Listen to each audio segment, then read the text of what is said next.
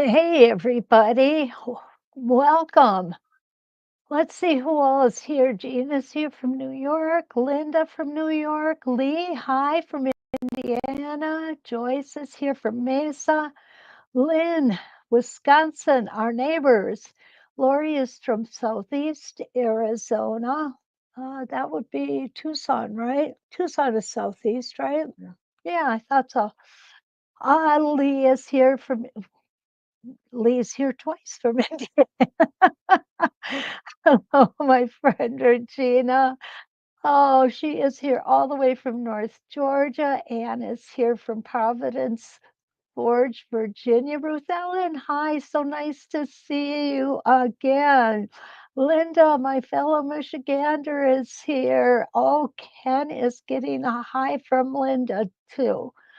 Oh, Lori says you are having a very windy day. You know what? I think we got probably today or tomorrow is going to be the last nice day of this year. Windy in El Paso. Hi, Linda. And Evelyn is here too from New Haven. Well, we've got some fun tonight. Hi, Michelle from Illinois, neighbors to the southwest of us. Um, One thing I want to say now, I'm going to repeat it throughout tonight's broadcast tomorrow morning as well. Um, ah, very goodly. Thank you. I appreciate that. Um, we are going to do something a little special next week. Um, my friend asked me, or asked, I shouldn't say asked me, she asked for assistance on Westerly by me in how in the world do you do a big quilt, right? We always show you guys on quilt sandwiches and samples and small things and quilt as you go. And that's true. We do show you on those things, mainly because we're just doing samples for you. Hi, Becky. Nice to see you. Sandy made it in from Tampa, and Jan is here from Southeast Nebraska. Oh, you're welcome, Regina. So what we decided we're going to do is next Tuesday evening and next Wednesday morning, I am going to get a full-size quilt somewhere. I don't have one put together, but I may be able to get one put together by then. I mean, I have quilt tops, so I may be able to sandwich it together. And I kind of like to show you some of the ins and outs of working on a small machine like this. This is a Singer 301. It's only got a 7-inch throat in it. Hi, Mary. Mary is our neighbor to the north. Um, and so I have done a queen size quilt on this particular machine. And I just want to kind of catch you guys up to date on some little tricks and tips that I found that made it just a little easier for me. The other thing is get your shoulders in shape because there is a lot of moving around. Oh, good, Jean. I'm glad you're looking forward to it. Hi, Maureen. Yeah, thank you, Linda. It is a good idea, and I'm glad someone asked so we can deliver. Okay, not a problem. Tonight, however, we're going to talk about simple ovals. Okay, Rosellen said it would be nice to learn to use a suspension system. I am sure would help with the weight of the quilt. And it does, Rosellen. It really does. And yes, I do have one, and I will be happy to show you how I use it. Don't forget to hit the like, Anne said. Thank you, Anne. Oh, Diane's here from Queensland. Good morning over there. Or is it? It's about lunchtime, I guess, for you guys. So back to tonight, we're going to do some simple ovals. A simple ovals is a 3 template set, but it's actually a 6 template set. And why I say that is because each one gives us the inner oval as well as the outer oval. So we've got two different sizes here, and I'm going to show you that in just a little bit, okay? Um, we have a 1 inch by 2 inch here. And what that means is from widest edge to widest edge, right here is 1 inch. Tallest to tallest is 2 inches. Okay. Now, BJ Drew just came in from New Jersey. Good evening. Um, with the weight, oh, that's a good question, Regina. I have not used the weightless quilter. Okay. I have seen it, but I have never used it. And Lee, you're right. A lot of people have the PVC pipe bungee cords and clamps. And anytime you can get the weight of those quilts off the table, it's helpful. Okay, so back to the 1 inch by 2 inch oval. Now, if we look at this one, what we know is from here to here is 1 1/4 inches, right? And it has to be 1 1/4 of an inch for it to be a 1 inch finished oval. So let me pull out a little ruler here and just kind of show you what I'm talking about. When we hold up our ovals, and that ruler just doesn't show up well. Let's do this one. It shows up so much better. Okay, so if we put the center oval on a line here, we're going to line up that center line with the crosshair there. What we're going to notice is from here to here is 1 inch. We have 1/4 of an inch on this side and 1/4 of an inch on this side because we need that for our foot.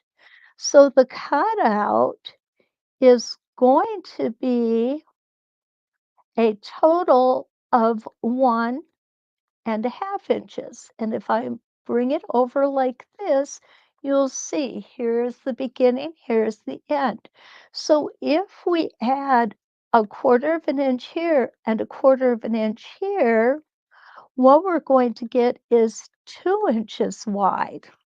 Okay, so it will be 2 inches wide. And let's take a look at how tall it's going to be. It's going to be 1, 2 and 1/4 and 1/2.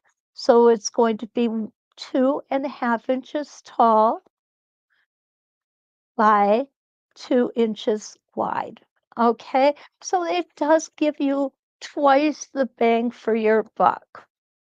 And that is our simple oval 1 by 2 inch. And then we have a 1.5 by 3 inch. And the same applies for the cutout. We're going to add 1/2 inch.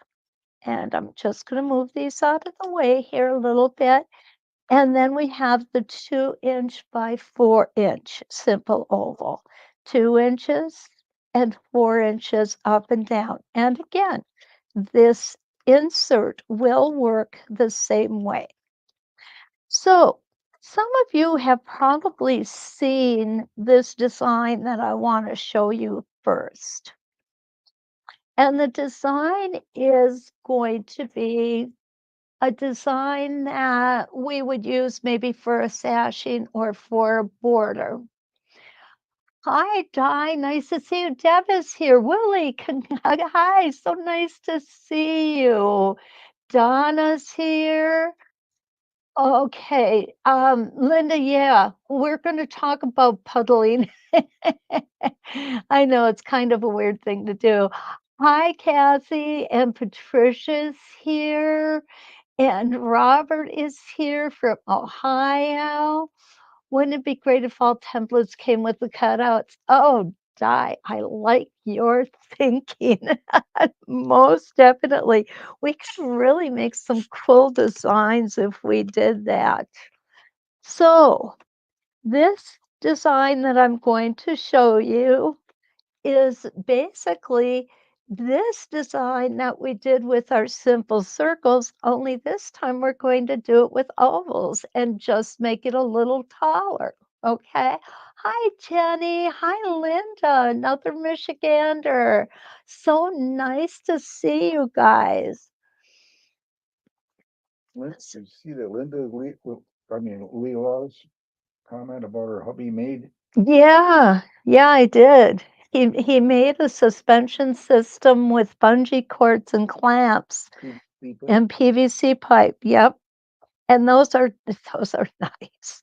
Those are nice too, but we don't all have hubbies who are that handy. Okay, so let's take a look at this design. And I've done it one way here. And as we pull it out here, I'm going to show you another way to make it twice as big. So what we've done with this design is we've used all three of the templates. The middle size template, I'm going to set aside for now. Okay. This is, we're going to use Papa Bear and Mama Bear, or Papa Bear and Baby Bear, and we're going to let Mama Bear have a rest because she usually needs a rest, right? So, what I'm going to do is to start the design.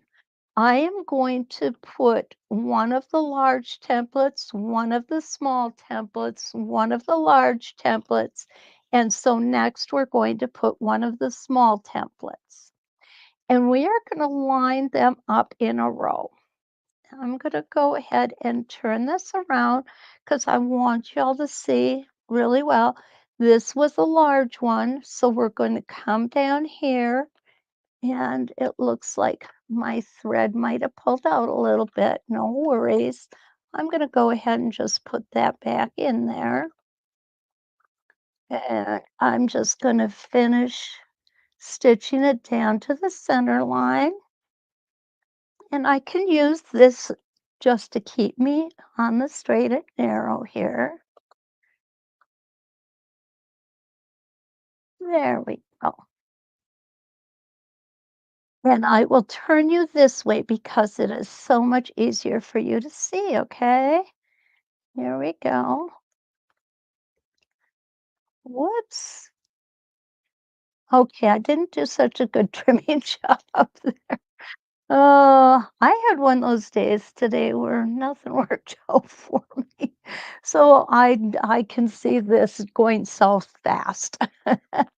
Okay, so here's the smallest template. Remember, going around ovals or circles, we're going to stitch smaller. Now remember I said we were going to do this a little bigger. We're going to stitch the entire oval and a half. We have to stitch another half to get over to the other side because we're moving towards the left, towards my left. So we're going to go ahead, take the gate out. Now we are going to put the largest one on. And I know there's going to be a few of you out there who are going to remember this looks a little familiar to you. Okay, so now we're going to go. This was in a clockwise direction, so this one will go in a counterclockwise direction. And again, keeping those stitches just a little bit smaller and taking our time. Those are the two things that I really feel makes circles, ovals, circles on quilts, and so many of our templates look just fabulous when we're done with them. We don't need to rush through. I found out today, I had a class earlier today, and I was rushing through at the end just to get it done. And it was one frustration after another. And finally, I just said, okay, take a deep breath. Remember, this will get done. If it takes 5 minutes longer, it's not the end of the world. And once I did that, I was able to calm myself down enough to let the frustration leave. And once it was gone, everything just started falling into place so nicely. Okay, so now I'm going to take a small one. This was counterclockwise. This was clockwise. So again, we're going to go counterclockwise. Or for the Australians that are in the house, anti-clockwise. Oh, Maureen, I already said hi to you. Yep, I made my own suspension system. Wasn't going to wait forever for the husband to get around to it. Yeah, some of them are like that, aren't they? Quilting. Whittling quilt. Huddling a quilt. We're going to learn how to do that next week. Yeah.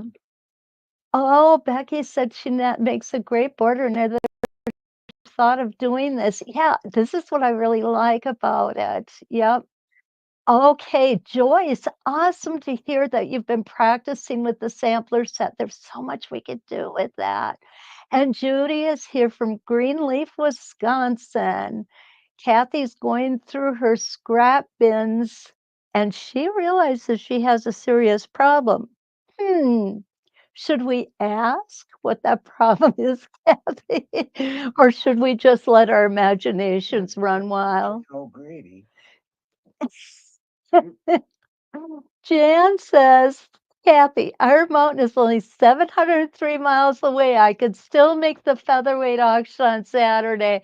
Oh, Jan, don't tempt me. She showed me some pictures of an auction that's happening out by her with a ton of um, vintage machines and so much fabric. I've never seen that much in one place for a private collection, and they're auctioning it all off this weekend. Oh, how I would love, love, love to be there. But my pocketbook is screaming, don't do it, don't do it, don't do it. Think about it. Yeah, especially because I have to pick up one machine from getting fixed and drop another one off for repairs. And that gets a little pricey sometimes. Okay, so there is my small one done in the counterclockwise or anti-clockwise direction. Can we get another? Yeah, we could get another one on. Sometimes we get tight like this. And let me show you one of the best things you can do to make sure that you can get around without having any problems. I just take another quilt square or whatever I have handy and make sure that my staple tape touches it, which it's doing right now. And this way I have a place to rest that left hand without it being awkward. And it will sometimes kind of stick on the top of the table if your hand is like mine and might be just a little bit sweaty. We don't want that. Okay, so here we go. This is going to be my last large one. And I just came off a little bit because I looked at the clock to make sure we were running on time. See, I told you guys, every time I look at a clock, I get off of my template or when I look away from what I'm doing. So yeah, we should be paying attention to what we're doing instead of other stuff.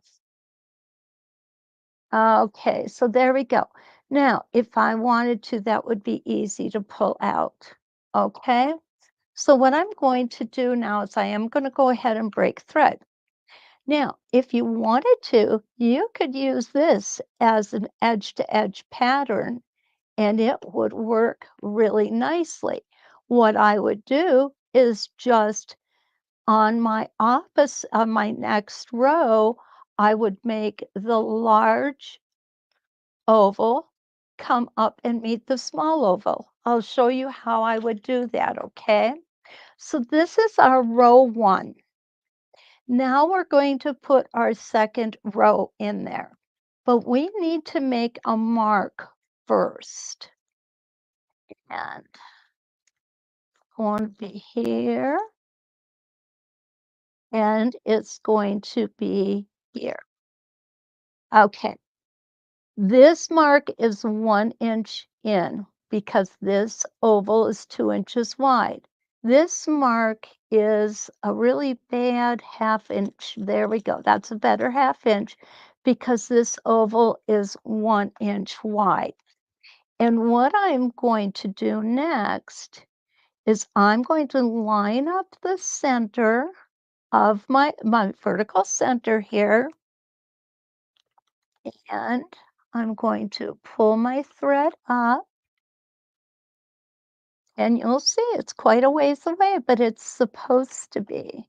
Okay, put it back down, make sure I'm lined up, and this time I am going to go um counterclockwise. No, I'm gonna go clockwise. Okay, there we go. Yeah, I'm gonna go clockwise. Sometimes you gotta think about which way you're going and what exactly you want to happen when you get there. And here we go. Get rid of that. Ovals can do a lot of really neat things. I just think this one is so cool. And like I said, this would make a great edge to edge design. When I do a quilt like this and I'm doing an edge to edge design like this, marking is the most important step of the process. Okay. Then what I like to do is I do like to start in the center of the quilt and work my way out. And the reason that I do that is not so much because I want to make sure that all of my fabric shifts out from the center. It's, oops, here, wrong line. It's more because I want to make sure that I've got the smallest or the biggest part is not the entire quilt in the throat of the machine. Okay, so here's our small one again. Now we're doing the same thing we did over here, except we're making the whole oval instead of half of it.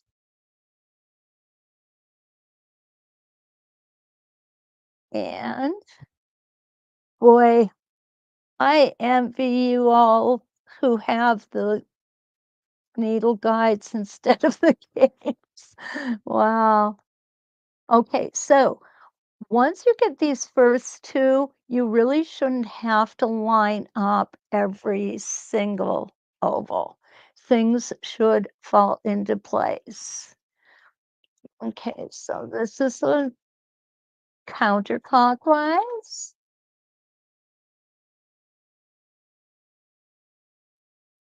And then we're going to do one more small. I'm sorry, you're right, Ken. This is clockwise. It's the small one that's counterclockwise.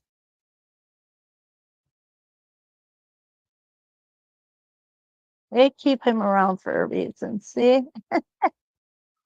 Oh, he's good at keeping me on the straight and narrow. What can I say? Okay, and we'll do the last oval here. Know there's been a lot of talk lately about edge to edge quilting, and I think it's good. It's we can do so many different things with our rulers, and I'm glad that we're kind of spreading our wings and trying out different things. Okay, that was clockwise. This one is counterclockwise. Now, again, this is our last one, so we do not need to go halfway around, but I like to do it for the sake of consistency. I just like things to be consistent when I'm working here because if you put 2 or more layers of thread down, you're not gonna your eye can't discern that. But if you have 1 layer of thread down and 2 layers of thread in the other ones, your eye's going to pick that up. Now look at how cool it would be just like that, from one edge to the other. Isn't that neat? But we're not done yet. Now we're gonna use the mama size, okay? And I'm going to put it in here. Make sure I've got it the right size. I'm lining up my horizontal line and I'm lining up my vertical line. And what I'm going to do is I'm going to bring this horizontal or this rotation down to the horizontal center here.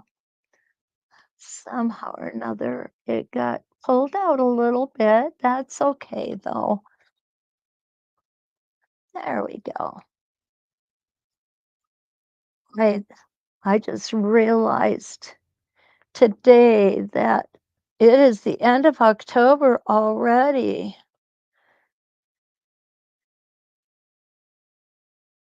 Okay, there we go. Take a couple extra stitches there. And we'll go ahead and clip this thread off so you can see well. Now I'm going to go ahead and I'm going to line up the middle size. And again, I'm going to go around. Now I'm going to, you'll notice I've got 2 heavier lines of stitching towards me. This time I will put that line of stitching away from me. There we go. So I'm going to go in a clockwise direction. I've got my counterclockwise direction. Thank you, Ken. Boy, I'm backwards tonight. Okay, there we go. I'm also getting off of my template a little bit here. Good thing it's just practice, right? But this is why we practice. Now I'm going to stop at the horizontal center right there. And now I'm just going to slide my template to the left. And this time I'm going in a clockwise direction. And what I like about this is a little bit of cross hatching that happens in the design.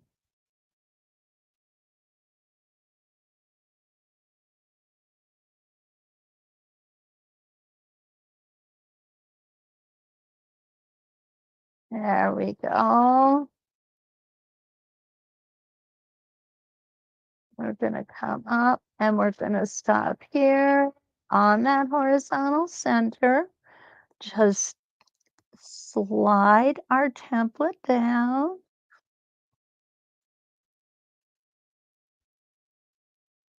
And around we're going to go again.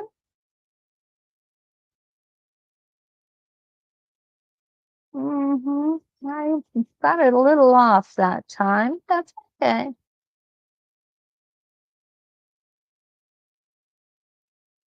Going to come all the way to our horizontal center. One more stitch. There we go.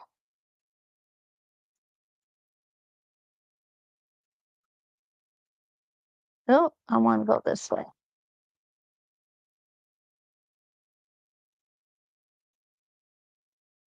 Okay. Now, I did that on purpose. And what I did was I went the wrong way. Where I want my double line of stitching to be is down here.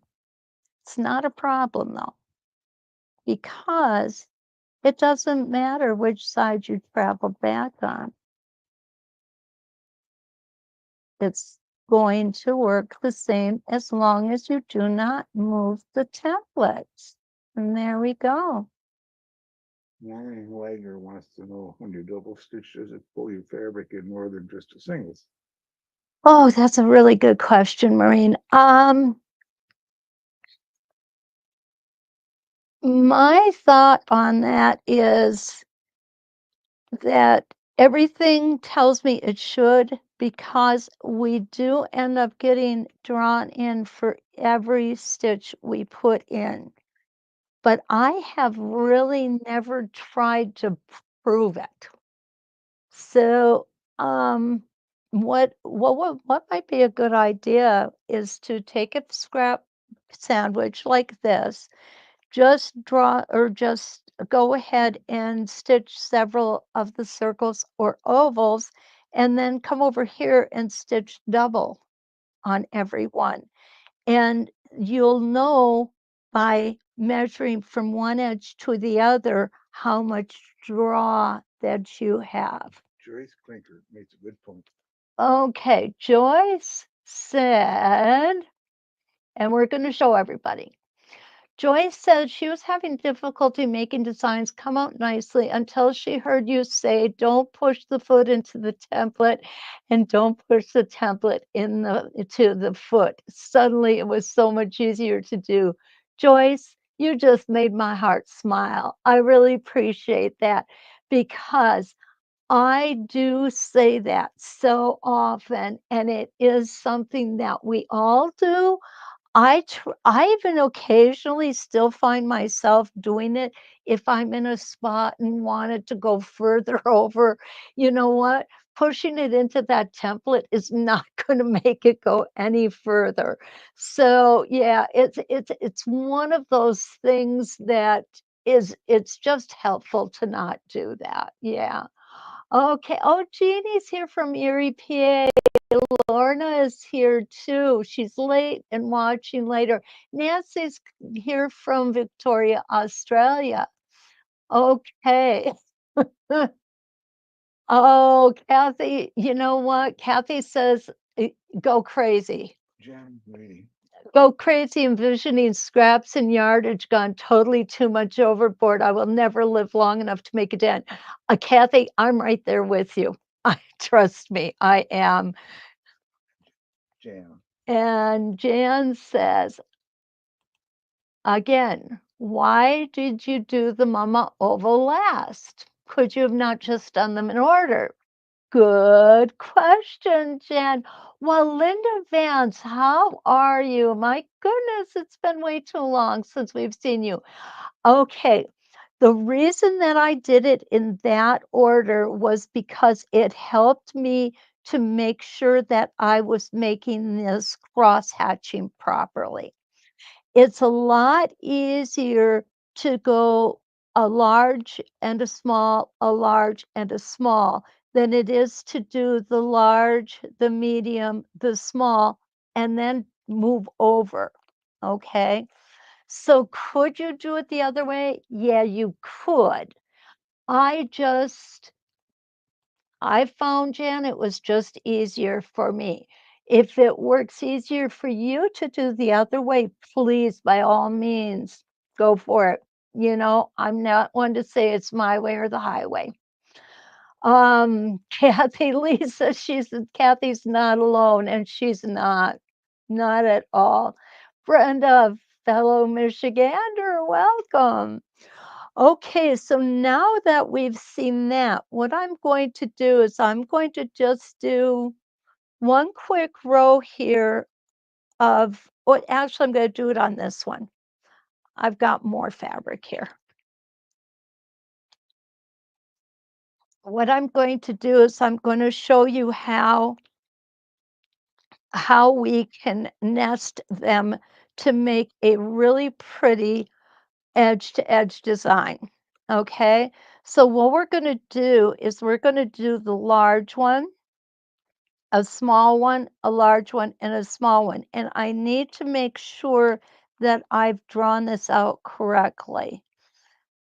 Okay. No, I haven't. So I'm gonna need to just take another piece of fabric. Always keep a few extras here because you just never know, right? Okay, so what I'm going to do here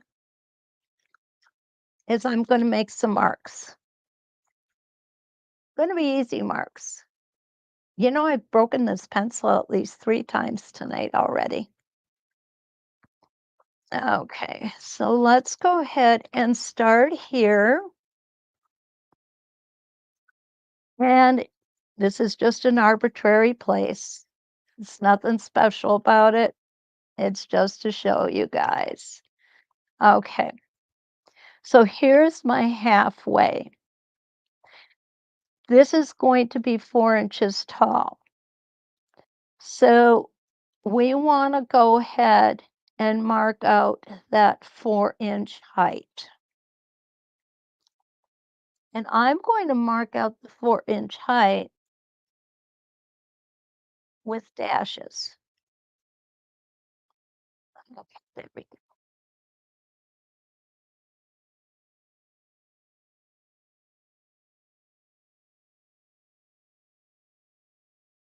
Okay, there's a dash.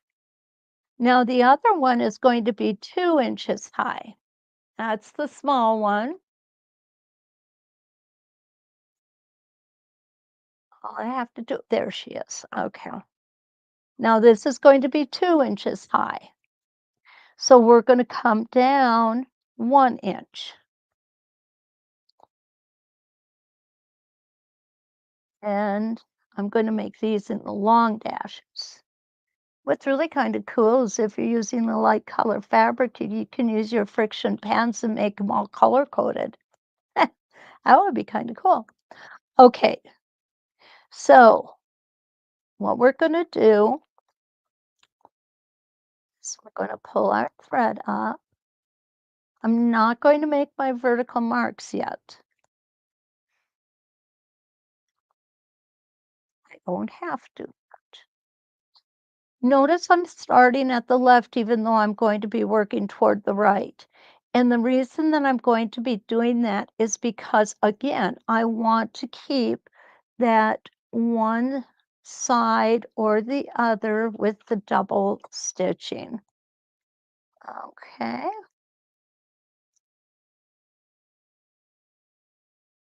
there we go. Whoops. And find my foot. And again, keeping those stitches small.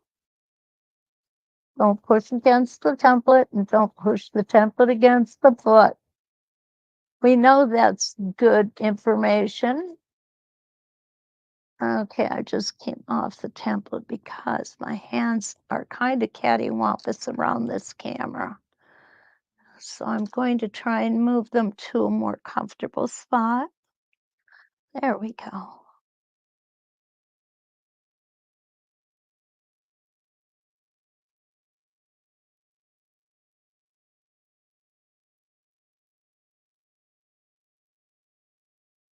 All the way around. You'll see that we came up perfectly on that lower line that we put in. I got a couple wobbles here, not worrying about it. This is practice. And we're going to stop here on our horizontal center. Now what I'm going to do is I'm going to take my littlest one and oops, get it in there the right way because otherwise it won't work. And on this one, we're going to do counterclockwise.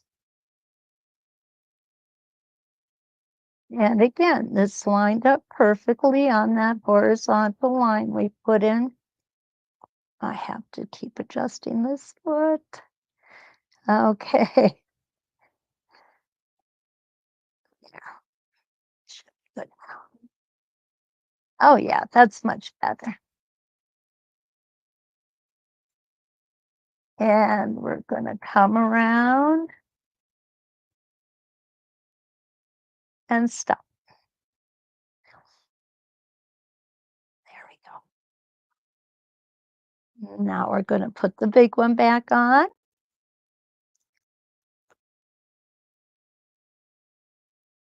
Put our money switching templates, aren't we?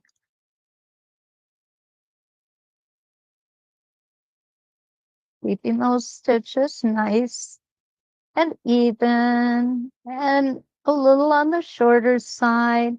Listen to the rhythm of your machine. You're going to notice that when you hit the sweet spot for the perfect stitch, that's when you're going to notice the rhythm of your machine. And that's where you're going to try and hit that rhythm every time. And you will have beautiful stitches each time. If you're first learning, don't worry about your stitch length. I think it's more important when you're first learning to figure out control, how to control the templates and the foot in relation to each other. Don't tense up your hands. You don't need to hold it like you're holding on for dear life. They're not going to go anywhere if you just hold them steady. Your stable tape is really going to do most of the work for you. That's what's really awesome about it. And you don't have to overuse stable tape. Okay. The little pieces that I have here are more than enough to keep everything in place. I like to place my stable tape where I place my hands on the fabric. So I kind of try it out first, put the stable tape on, and then we're ready to go. Okay, so now on this one, I'm going to do something just a little bit different. We're going to go around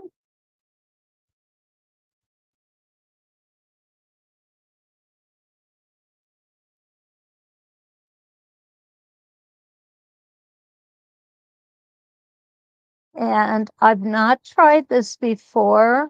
It's in my brain, but I don't know if it's going to work. So bear with me. If I mess it up, oh, well, we learned something. Okay, I'm going to stop at the center, the vertical center in the lowermost position.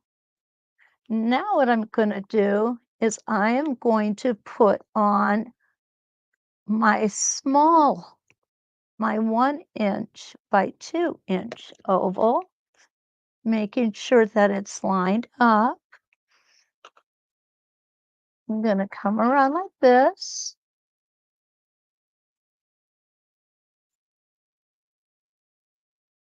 And I'm going to stop on this one when I get to the vertical center, right, or the horizontal center, I'm sorry, right there. Now, all things being equal, this should line up perfectly. So let's get the spacing gauge out. Hi, Kathy from Ontario and Kathy from Long Island. Awesome. Okay, so now I'm going to take my spacing gauge and I'm going to check it out and I'll be tipped. It turned out perfectly. Okay, here we go, guys. Let's go around. I love it when a plan works out, especially when it wasn't thought out beforehand.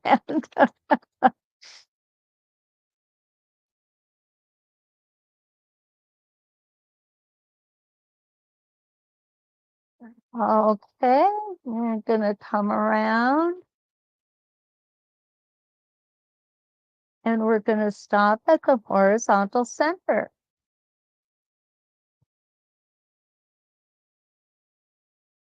And right there, now we're going to take the large oval off and put the small one on. In this day and age with modern quilts and modern quilting, I think that this design would be well suited for modern quilts. I didn't measure that, and I came down just a hair, but that's okay.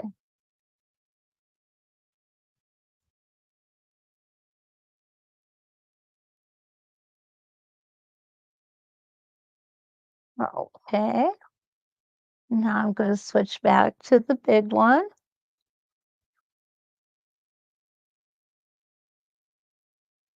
Line up that horizontal center.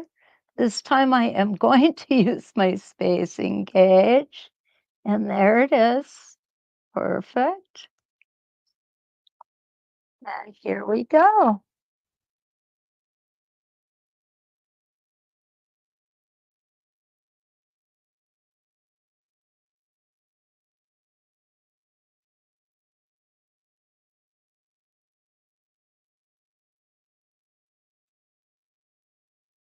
And we'll do one more of the small one.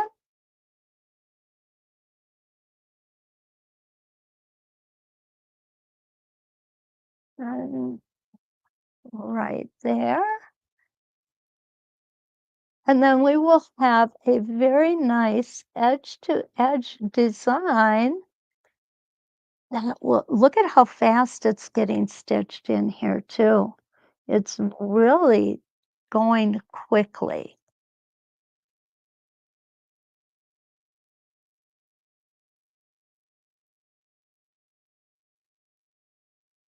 Now, if you don't line these up perfectly, like you'll see that I didn't, okay? And what I mean by that, I'm gonna show you here.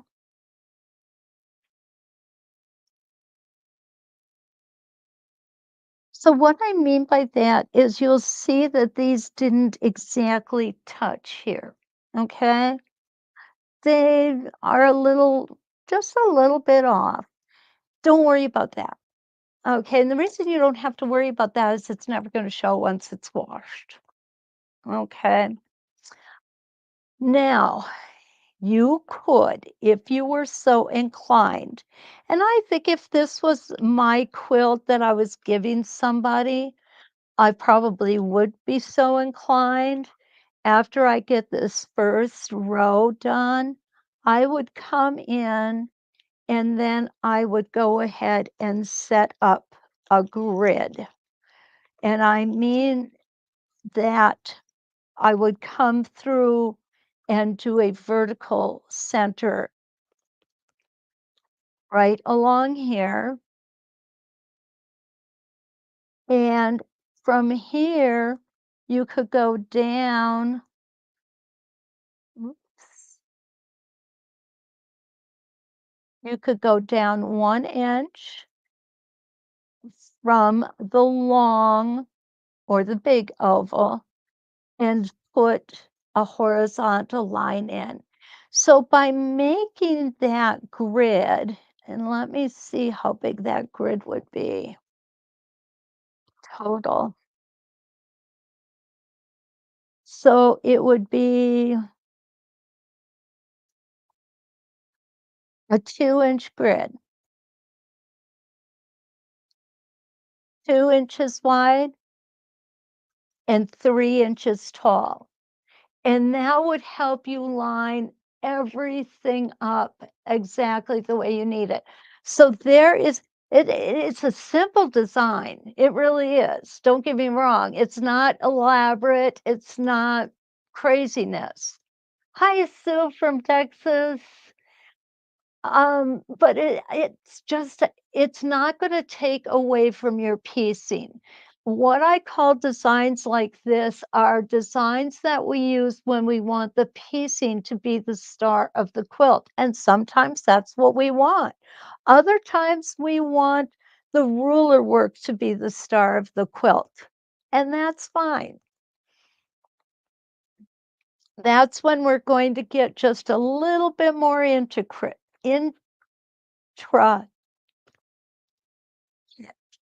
right? I think I said that right. Okay. So let's take a look at using them on a spinning way. Okay, let's find, where did Mama go? Mm, Tippy? Oh, okay. No, wrong dog. There she is. Okay, so we can easily make this into a spinning design, and I'm sure you guys have probably all seen this. I think what I'm going to do is I'm going to start with the smallest one. And I'm going to do the smallest one on the odd numbered lines. Here is our line number, I'm sorry, our even numbered lines. Here's our line number 1, 2, 3, 4, 5, 6, and onwards. And this is a 16 reference line crosshair. So let's go ahead and do the small guy right on. And I need to reset my foot. The other one was just a little bit thicker. There we go. We'll take that bobbin thread up right in the center.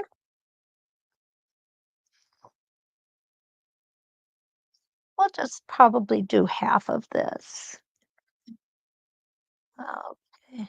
How you guys doing so far? Okay. Di, you're absolutely right. You can, and that's what I would do. Di says if she draws it out first, then she can put the grid on before she starts sewing, and that is the perfect order in which to do it, Di. It really is. Okay. So, I do a lot of drawing. You guys don't see a lot of it, but I do a lot of drawing. Yeah, those get usually crumpled up and thrown away, but some of them don't.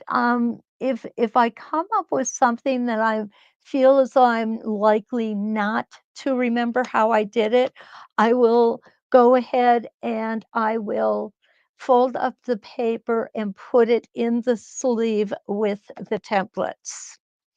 It's just a great way to refresh your mind when you come back to it.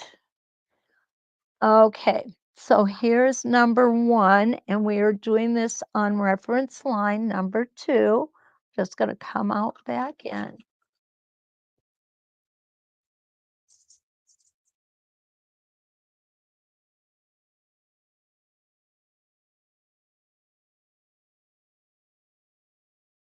Were you bugging? Huh? Casey, our littlest one, has decided it's time to harass the biggest one to play.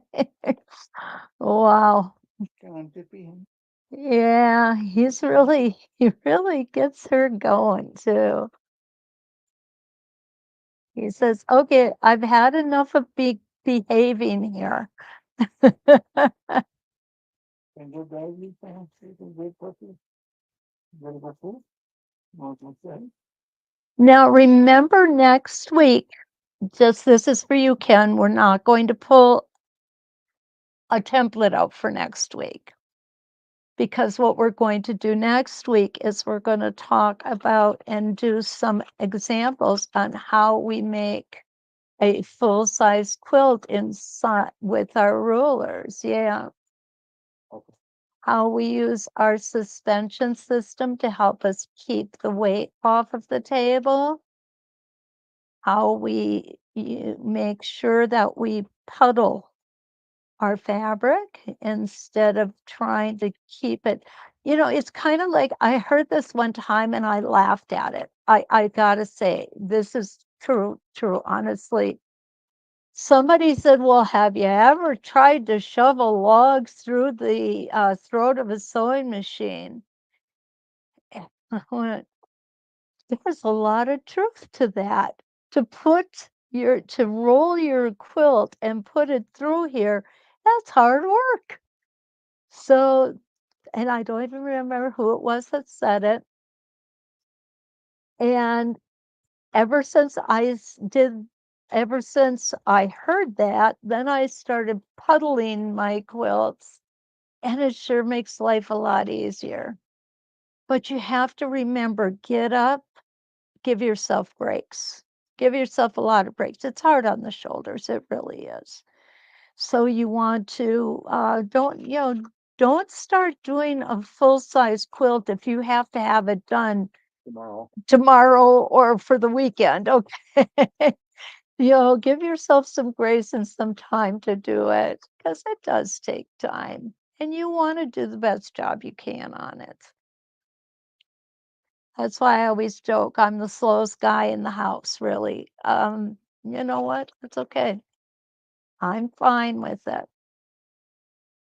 I've always been that way, and I don't foresee me changing.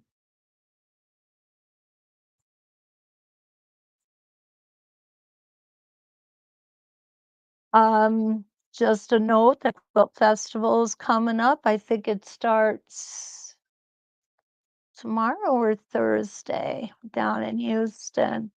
Is anybody going to be able to get there this year?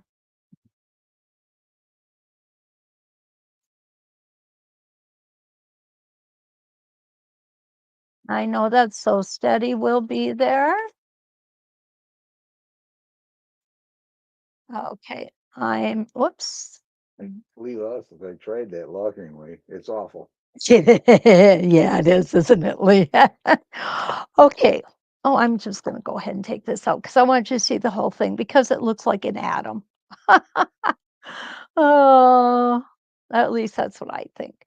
So here it is. That's just it's a beautiful little flower, I think, with the ovals. I love them. So now what I want to do is I want to take the next size up and I just want to do some things with it. Okay. We're going to play a little here. Well, actually, I'm not going to do that yet. Okay. So what I want to do first, and let me get my stitching line discs out. Okay. And get my pencil here.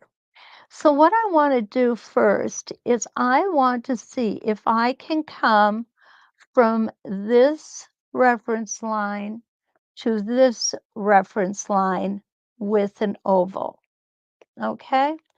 If I can, how is that going to look? Well, here, if I put my horizontal center line on the basically the tip of both of these are the 1 by 2 inch ovals, and line ourselves up with our vertical center. There we go. Let's see how it's gonna look. Need more lead. Is that a look that we're going for?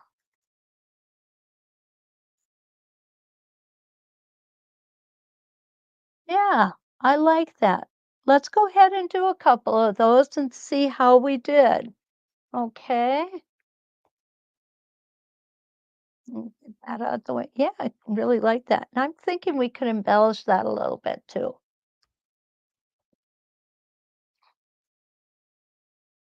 So I'm going to start at the top here on my even numbered reference line.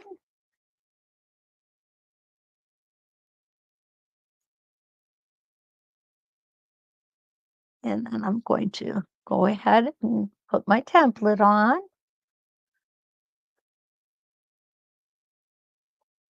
Mhm. Now I'm going to line it up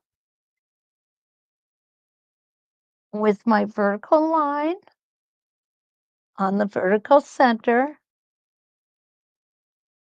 right here, back here as well as up here. And my horizontal line is just going to skim the top of these two existing petals. I'll go ahead and hold that thread back just a bit. Take my first stitch in place.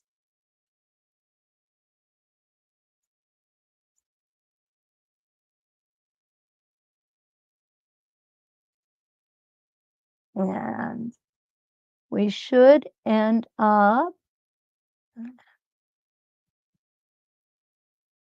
right at the tip of the next reference line petal.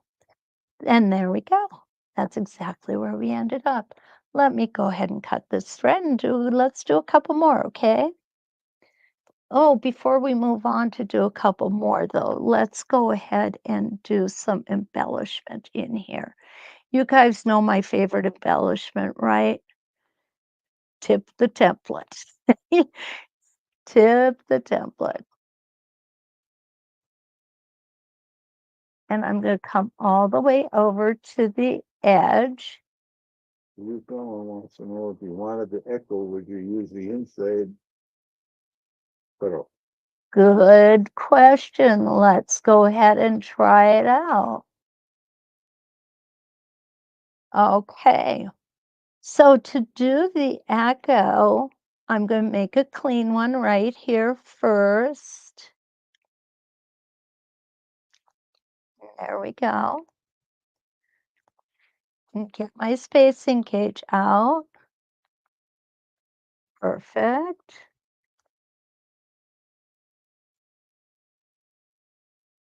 So what's going to be interesting about this?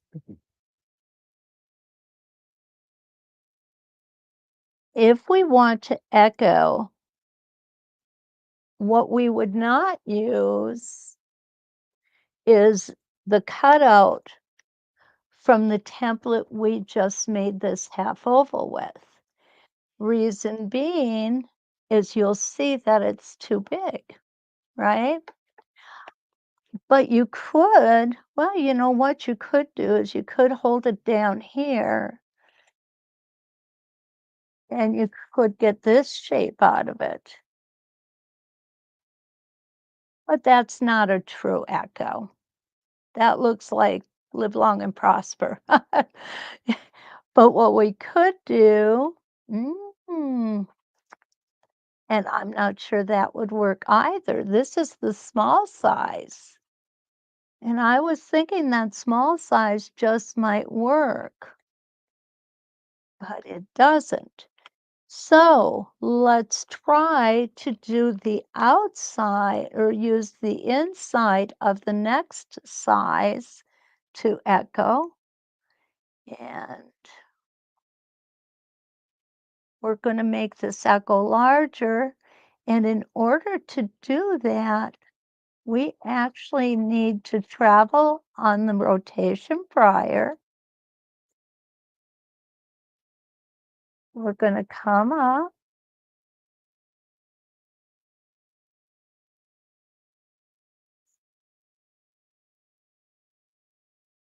and we would need to stop where the next one comes up. But right now we don't know where that is.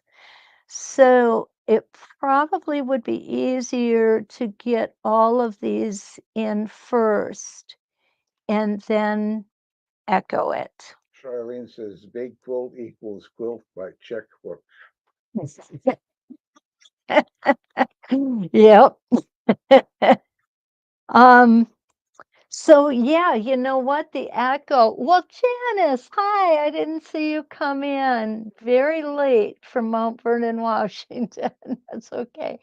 So Ruth Ellen, echoing might be a little bit of a challenge. Time for pencil, paper, and echo discs. You're absolutely right. I wouldn't, we would really need to work these out before we said it could be done one way or another. But I do kinda like this. You'll notice that it's a little wider at the sides and narrower at the top.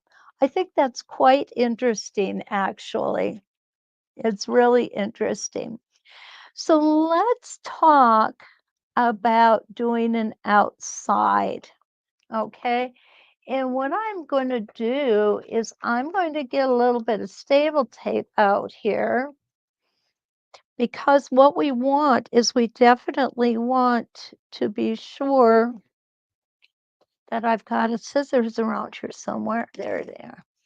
So what I want to be sure is that I can hold on to this. Leave this on. Okay, Ken is departing us. Doggies have to go outside. So, okay, so you're going to want to make sure that you've got the staple tape on there. Remember one thing, an inside curve is much easier than an outside curve. So when I do outside curves, I slow down. I move my hands a lot, but I never let go of that template. Okay?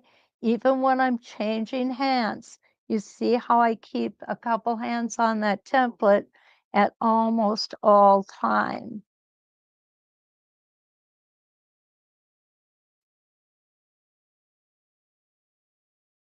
Okay, so here we go.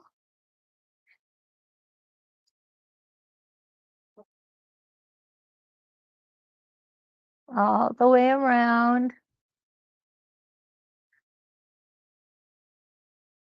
Whoops, and I did it. I moved it. Okay, no worries. I'm just going to turn my fabric around. I'm going to realign. Soon, there it is. I'm going to realign using my spacing gauge. Our spacing gauge is always going to be our friend and it's never going to steer us wrong. Okay, get it up just a little bit. There we go. And now we should be able to join our line of stitching over here. And I might be just a little off. Or am I? Ah, no, actually it was perfect. Okay, there it is. See that, guys? Sometimes I surprise myself. So it even has a little bit of a different oval shape to it, I think. It's a little rounder than the inside. Yeah, yeah, I do too. Oh, Jenny, thank you so much for stopping by. I really appreciate it. Have a good night's sleep.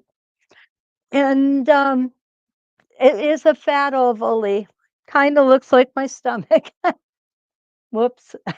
Probably shouldn't have said that out loud, but that's okay. So that is our simple ovals. We can do a lot of neat things with them. I love the fact that they can be used.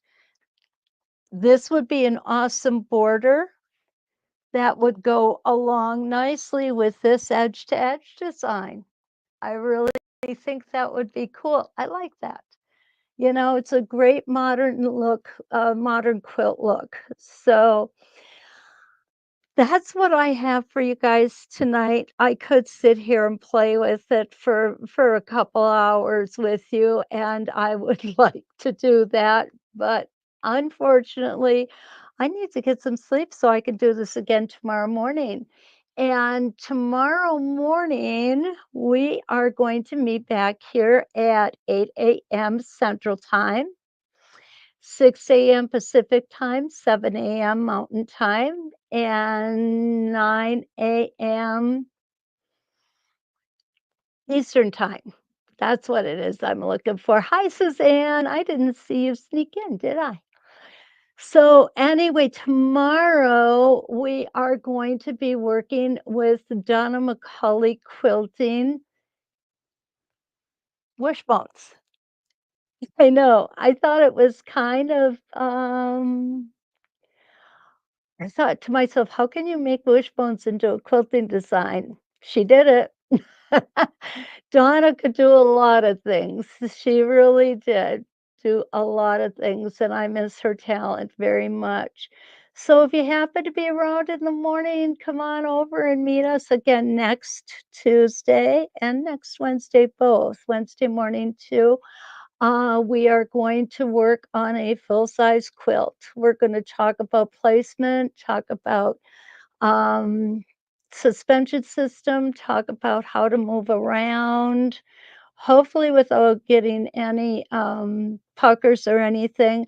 How many of you, just out of curiosity, how many of you still pin? And how many of you use glue based? That's a question that always goes through my mind when I'm talking about doing a quilt. For so many years, all we had was thread basting. Lee does large, she pins. Jeannie pins. Linda spray base for Kathy. Becky, yeah, I know you miss her too. Regina pins. Um, Joyce does both. Evelyn pins. Suzanne said depends on the project. Sometimes she does both. Spray for Becky's. Yeah, Maureen does both. Spray base for Diane. Pins for Mary. Um, occasionally pins, but mostly sprays. Spray and pin the borders. Now there's one that's a good idea. Glue base, mostly spray, spot, pin. You know, I get that. I really do. Joyce pins, because I always feel like I end up doing both. I'm always worried that the spray based isn't going to hold good enough. Yeah, spray basting on wall hangings, Lee. I do too. Oh, Jan, yes, there are other templates that you get the insides. The simple circles you get the insides on too. There may be others, but I'm not really sure. I would have to look. But definitely simple circles, you get the insides, Jan. So we'll touch a little on basting next week, but we won't spend a lot of time on it because I think it's more important to spend the time how to just move the quilt around, and hopefully when you do, you won't end up with any puckers or any pleats in the back. Just one thing before I forget about that is when you're putting your quilt sandwich together, your quilt tops, some people call them a flimsy, and then your batting and your backing pieces, please, please make sure that the top and the back are well starched. That is what will really, really help to keep those puckers and pleats away. So, yeah, yeah. Anyway, so you did not Lee said that you don't get them anymore unless you order them special for the circles. Well, I didn't know that. I like it. You guys are giving me you give me information I don't know. I think that's wonderful. Well, if we don't have any more questions, I think we'll call it a night, and I'll see you with wishbones in the morning. And next week, we're going to learn to puddle. So until then, thank you, Lee. You too. Let's quilt.